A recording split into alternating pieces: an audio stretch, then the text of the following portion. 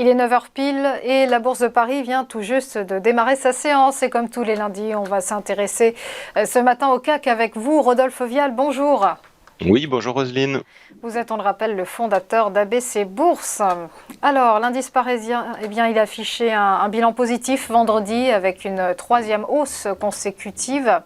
Le CAC qui signe donc sa meilleure performance hebdomadaire depuis le 14 mars et qui retrouve par là même les 6500 points.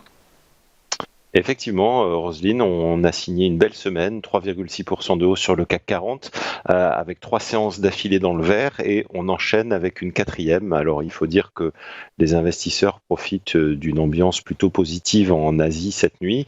Le Nikkei japonais a notamment gagné 2,2%.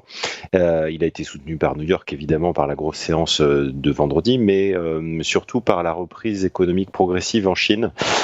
Comme vous le savez, il y a eu un confinement qui a duré plus de 2 mois à Shanghai et l'activité revient tout doucement à la normale. Les transports ont été rouverts et notamment les autorités chinoises ont annoncé la levée des restrictions les plus lourdes, en tout cas sur les entreprises, le but étant de relancer la production. Donc tout ça, évidemment, ça a dopé la zone Asie cette nuit et ça nous permet aussi sur le CAC 40 d'ouvrir en hausse, donc à peu près 0,5% ce matin, mais de réaliser surtout un mouvement intéressant puisque, comme on le voit sur ce graphique, ça nous permet de sortir à la hausse de ce long couloir baissier dans lequel on était depuis les records du début de l'année à plus de 7300 points.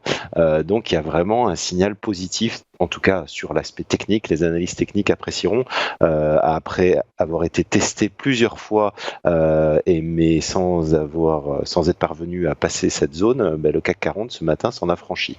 Donc techniquement, c'est un signal qui est quand même positif, même si les volumes vont rester réduits. Alors, la journée va être calme, il faut dire. Wall Street est fermé, c'est Memorial Day aujourd'hui. Donc du coup, perte de repères, ça veut dire que les volumes vont être très légers, personne ne va vouloir prendre trop de risques et on a des chances de rester dans ces petites évolutions inférieures à 1% sur le CAC 40. Donc dans la journée, ce qui nous attend, on a en Allemagne à 14 heures l'indice des prix à la consommation. Donc c'est quelque chose qui sera suivi de très près, puisque c'est les derniers chiffres de l'inflation qu'on va avoir pour l'Europe.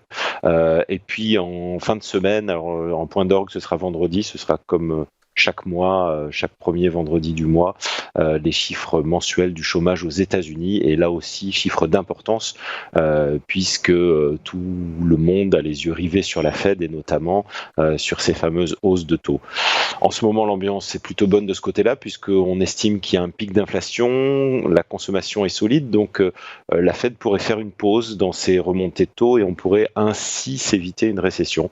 Donc vous voyez, Rosine, tous les facteurs positifs sont en train de s'aligner. Voilà, le CAC 40 sort de l'ornière, techniquement le mouvement est beau, donc on peut se dire que on peut accompagner le CAC jusqu'aux 6800 points. Ça va être un premier niveau de test. Tout dépendra de Wall Street évidemment demain, mais il n'y a pas de raison que l'ambiance soit mauvaise. Pour l'instant, tous les indicateurs s'alignent bien. Voilà pour cette sortie de l'ornière du CAC. Merci beaucoup Rodolphe Vial pour votre décryptage. À suivre après une courte pause, quelles valeurs sont à suivre aujourd'hui? Eh bien, ne manquez pas les Market Movers.